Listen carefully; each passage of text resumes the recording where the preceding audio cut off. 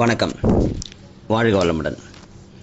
இப்போ நம்ம பார்க்க போகிற தலைப்பு ARMD என்று சொல்லி ஆங்கில மருத்துவர்கள் சொல்லக்கூடிய ஒரு கண் சார்ந்த பிரச்சனை.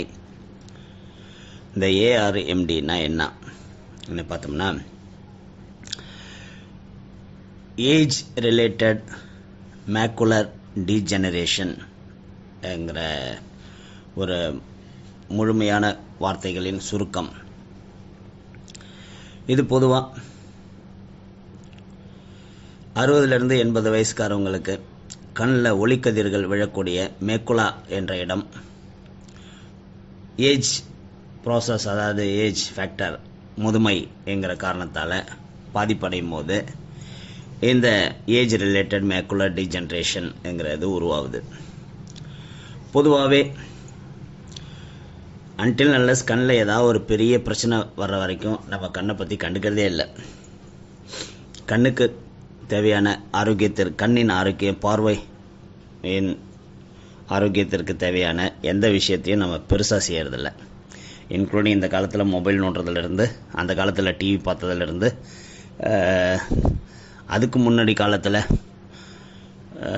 ஓடும் பஸ்ஸில், மூவிங் வெஹிக்கிளில் புத்தகம் படித்ததிலிருந்து பல தவறுகளை நம்ம தொடர்ந்து செஞ்சுருக்கிறோம். ஸோ அப்படி கண்ணுக்கு தேவையான பாதுகாப்பு என்ன முக்கியமாக, இப்போ இன்றைக்கி காலையில் நான் 6:15 7:30 வரைக்கும் நான் வாக்கிங் போகும்போது அடித்த வெயில், அதோட சன்லைட்டில் இருந்த உக்கரம் என்ன பார்த்தோம்னா, கண்டிப்பாக கூலிங் கிளாஸ் போட்டுட்டு வாக்கிங் போகக்கூடிய நிலைமை. ஸோ இந்த மாதிரியான நேரத்தில் நம்ம அல்ட்ரா வயலட் ரேஸ் நம்ம கண்ணில் படுறது கூட இந்த பாதிப்பை உண்டாக்கும் அப்படின்னு சொல்கிறாங்க. பொதுவாக இதை மாடர்ன் மருத்துவத்தில் ஆஞ்சியோகிராஃபி கூட செஞ்சு இதில் இருக்கிற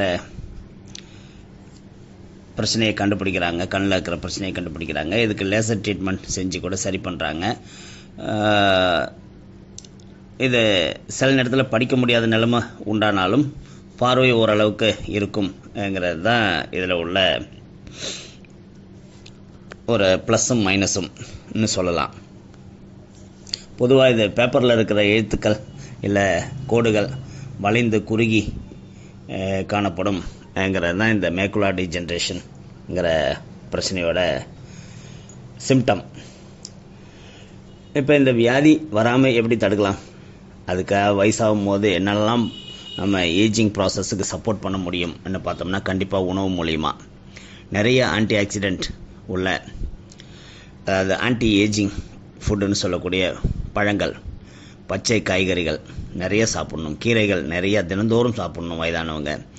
உடற்பயிற்சி கண்டிப்பாக தேவை, கண்டிப்பாக கண்ணுக்கு இரத்த ஓட்டம் உண்டாகணும், அதனால் நிறைய ஆக்சிஜன் கண்ணோட ஒவ்வொரு செல்லுக்கும் போய் சேரணுங்கிறதுனால நல்ல உடற்பயிற்சிங்கிறது 60 வயதை தாண்டியவர்கள் கண்டிப்பாக நடக்க வேண்டும். அதே போல் ஒபிசிட்டிங்கிற பிரச்சனையும், ஹை பிபிங்கிற பிரச்சனையும் இல்லாமல் ஆரோக்கியத்தை மேம்படுத்த வேண்டும். புகைப்பிடிப்பது கண்டிப்பாக கூடாது, ஆல்கஹால் சுத்தமாக இருக்கக்கூடாதுங்கிறதெல்லாம் இந்த பிரச்சனையை வராமல் தடுக்கக்கூடிய சில உபாயங்கள். அதே போல் ரத்தத்தில் அதிக அளவு கொலஸ்ட்ரால் இருந்து அது நரம்புகளில் படியும் போது அதனால் கூட சில பிரச்சனைகள் கண்ணில் உருவாகலாம், அதனால் அதையும் தவிர்க்கணும். இதே போல் இருக்கும்போது இந்த ஏஜிங் ப்ராசஸ் உள்ளவங்க கொஞ்சம் கண்ணில் மாறுபாடு வரும்போது அதை பற்றி பெருசாக ஒரி பண்ணாமல் அது கூட வாழ கற்றுக்கணும், கொஞ்சம் இம்ப்ரூவ்மெண்ட் உண்டாக்கிறதுக்கான முயற்சிகளை செய்யணும். அதையே நினைத்து வருத்தப்பட்டு நிறைய முதியவர்கள் என்ன தவறு செய்கிறாங்க ஏன்னா, இப்போ நான் கண்கூட பார்க்குற விஷயங்கள், சந்திக்கும் நபர்கள்,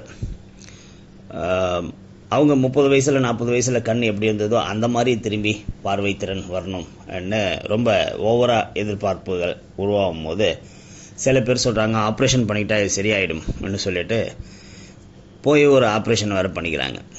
ஆப்ரேஷன் பண்ணதுக்கப்புறம் நாங்கள் ஆப்ரேஷன் நல்லா பண்ணிட்டோம், உங்களுக்கு இதெல்லாம் கொஞ்சம் கொஞ்சமாக சரியாயிடும்னு சொல்லி உள்ளதும் போச்சுடா நொல்ல கண்ணாங்கிற பழமொழி மாதிரி பழைய பார்வைத்திறன் கூட இல்லாத அளவுக்கு ஆப்ரேஷனுக்கு அப்புறம் மோசமான நிலைமைக்கு போயிடுறாங்க. சமீபத்தில் சந்தித்த சில வயதானவர்களோட பிரச்சனை இதுதான். தேவையில்லாத ஒரு ஆப்ரேஷன், ஏஜிங் ப்ராசஸ்ங்கிறத உணராத தன்மையினால் வந்த நாமே தேடிக்கொண்ட கஷ்டங்கள். அந்த ஆப்ரேஷனால் ஏஜிங் ப்ராசஸை தள்ளி போட முடியாது. கண்டிப்பாக அது கண்ணில் சில பிரச்சனைகளை, இன்னும் தீவிரமான பிரச்சனைகளை கொண்டுட்டு வந்துடும்ங்கிறத உணரணும். சரி, இப்படி உள்ளவங்களுக்கு என்ன பண்ணலாம்? நம்ம என்ன இப்ரேஷியா ஐ ட்ராப் ஹோமியோபதியில் தினந்தோறும் ஒரு சொட்டு நைட்டு படுக்கும்போது கண்ணில் போட்டுட்டு வாங்க. கண்டிப்பாக உங்கள் கண் ஆரோக்கியம் மேம்படும். இப்ரேஷியா 30 டெய்லி ஒரு டோஸ் காலையில் சாப்பிடுங்க. கண்டிப்பாக உங்கள் கண்களின் ஆரோக்கியம் காக்கப்படும். பைசோட்டிக்மா 30 டெய்லி ஒரு டோஸ் காலையில் சாப்பிடுங்க. கண்டிப்பாக உங்கள் ஆரோக்கியம், கண்ணின் பார்வைத்திறன் கூடும். இது இல்லாமல் இருக்கவே இருக்குதுங்க நம்ம ஆயுர்வேத மருத்துவத்தின் அற்புதமான கண்டுபிடிப்பு ஐசோடைன்கிற ஐ ட்ராப். இந்த ஐ ட்ராப்பை டெய்லி ஒரு சொட்டு கண்ணில் போடுறவங்களுக்கு கண்ணை பற்றின கவலை கிடையாதுங்க. ஸோ அதனால் உங்கள் கண் பார்வைத்திறன், அது ஏஆர்எம்டியாக இருந்தாலும் சரி, வேறு எந்த ஏபிசிடி எழுத்துக்களாக இருந்தாலும் சரி, நீங்கள் அந்த எழுத்துக்களை நல்லா படிக்கக்கூடிய கண் பார்வைத்திறன் கண்டிப்பாக மீட்டெடுக்கப்படும். மாற்று மருத்துவத்தை, சித்த மருத்துவத்தை, ஆயுர்வேத மருத்துவத்தை, ஹோமியோபதி மருத்துவத்தை, நமது தாய் மருத்துவங்களை நம்புங்கள். கண்டிப்பாக உங்கள் கண் பார்வைக்கான நலம் மீட்டெடுக்கப்படும். வாழ்க வளமுடன், வாழ்க நலமுடன். ARMD, age related macular degeneration இல்லாத வாழ்வை முதுமையில் உங்களுக்கு கிடைப்பதற்கு வாழ்த்துக்களுடன். இந்த மாதிரியான ஹெல்த் ரிலேட்டட் பதிவுகள் உங்களுக்கு உடனுக்குடன் கிடைப்பதற்கு Pondicherry homeo learning forum YouTube சேனலை சப்ஸ்கிரைப் பண்ணுங்கள், கமெண்ட் பண்ணுங்கள், லைக் பண்ணுங்கள். உங்கள் நண்பர்கள், உறவினர்களுக்கு இந்த மெசேஜை ஷேர் பண்ணுங்கள். கண்டிப்பாக வயது முதிர்ந்தவர்களுக்கு அனைவருக்கும், ஏன்னா இந்த பிரச்சனையை ஏஜ் ரிலேட்டட் பர்சனுக்கு மட்டும்தான் இல்லை, அவங்களோட அடுத்த ஜென்ரேஷனுக்கும் இதை கொடுக்கும்போது அட்லீஸ்ட் இதுக்கு ஆப்ரேஷன் ஒரு தீர்வு இல்லைங்கிறத அவங்க மூலிமா இதை எடுத்து சொல்லலாம் பெரியவங்களுக்கு. முதியவர்களும் மீண்டும் ஒரு குழந்தை என்பதை உணருங்கள். வாழ்க வளமுடன்.